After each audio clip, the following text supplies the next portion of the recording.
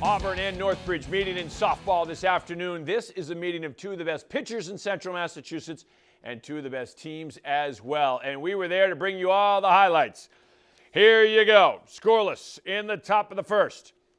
Auburn's Julia Hanfield going to BU next year to play softball, getting the strikeout. One runner on. Northbridge's Megan Kelly looking to steal. Izzy Therian with a cannon down to second for the out. That is good defense and a great throw from Therian. Later in the inning, Northbridge's Gracie Hogan. Grounder to short. McKenna Mulcahy, the fielder's choice, gets the out at third. Bottom of the first, Northbridge's Shannon Mortimer gets the strikeout. Mortimer not done. On her game in the circle, gets another strikeout. Top of the second, Hanfield tacking on another strikeout, and the pitcher's dueling in this one. Hanfield getting another K. She had 10 strikeouts on the night. Bottom of the second. Hanfield with the dribbler to Anna Shenian. She fires to Emily Angel, who stretches for the out.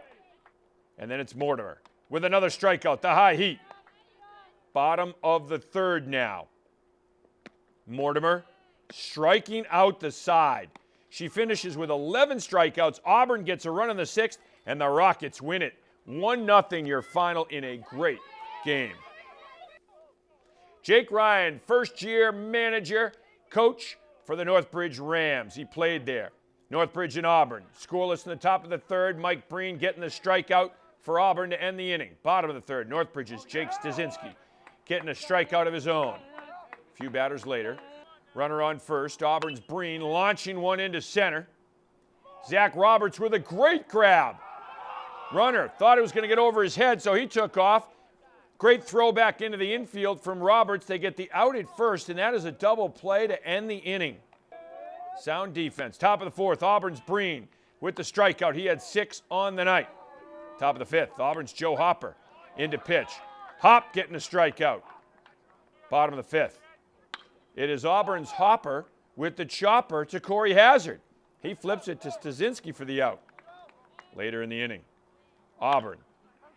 Shot to Sam Gallagher. They get the out at second. Tim Haverty turning the double play. Joe Hopper drives in 2 runs in the sixth, and Auburn gets the win. 3-0 your final. Assumption and Merrimack. Baseball action this afternoon. Assumption's got a ton of local guys on their team. Top of the second, 3-1 Merrimack. Tyler Line pokes one down the right field line. That one's going to run to the wall. Paul Buckley's going to run home. Joe Porcelli coming home as well. 5-1 Merrimack. 2 ribbies for Line. Top of the third, Colton King getting the strikeout for the Hounds. Kinger bringing it. Gets another strikeout. Bottom of the third, former St. John's standout Jake Byrne. Ropes one to right center. Andrew Janig holding up at second. Could this be the start of a rally? 2 on for Assumption. Hounds would load the bases. But Tommy Kalinzakos gets back-to-back strikeouts, and that ends the inning. Top of the fourth, Matthew Ronai muscling up and sending one over and out to left field. It is a 2-run home run for Ronai. Merrimack gets the win. 19-9 is your final. Greg DeCenzo and Zane Hedaya leading Holy Cross against URI tonight in baseball action. Top of the third, 3-1 URI in front. Hedaya getting the strikeout. Now we move to the bottom of the third. Ryan Twitchell on the hill for URI, and Twitchell gets the strikeout to end the inning. Top of the fourth, Luke Dawson getting the strikeout. We move to the bottom of the fourth. Chris Rinaldi, he's going to be playing for the Bravehearts this summer. Rinaldi stings one into left, and he's got himself a single. Couple batters later, Peter Dunanakis singling. Rinaldi coming home. He scores. It's a 3-2 game. Holy Cross is down by 1. Bases loaded. Pitch gets away. Alex Volpe coming to the dish. Volpe's in standing. We're all tied up at 3 apiece.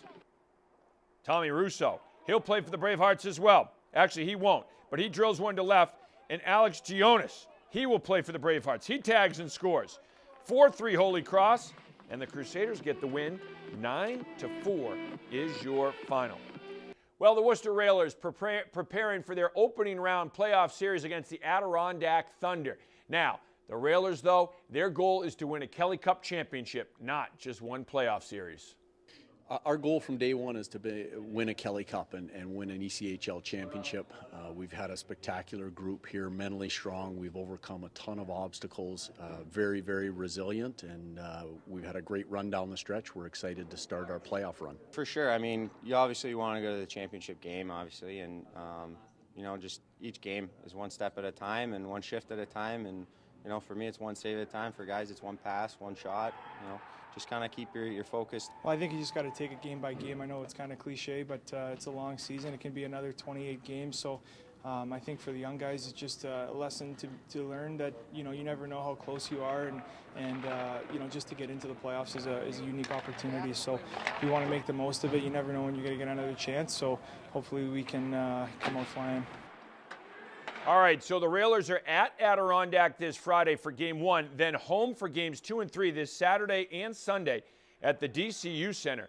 Games 2 and 3, the Railers and the Adirondack Thunder. Worcester's done very well against Adirondack this year, 8-2-2 in the 12 games they played. They're coming in red hot. They got a great goaltender, and they got some reinforcements down from the Bridgeport Sound Tigers, some guys that have a lot of AHL experience. It's going to be a fun playoff series, but as they said, their goal is not to win just one playoff series.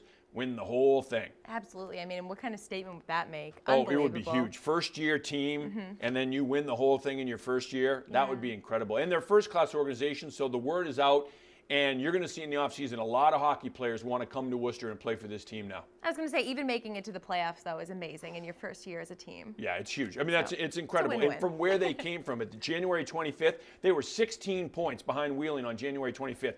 Came all the way back. Hottest team in the league right now, so... And they're really, in some ways, playing with house money because they are a first-year team. Just the incredible accomplishment just to get into the playoffs. But their mindset isn't that, okay, we're happy to be here. Their mindset is, we want to win the whole thing.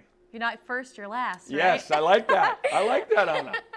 All right, that's going to do it for us here on Worcester News Tonight. For Kevin Shea, I'm Anna Botari. We'll see you back here tomorrow.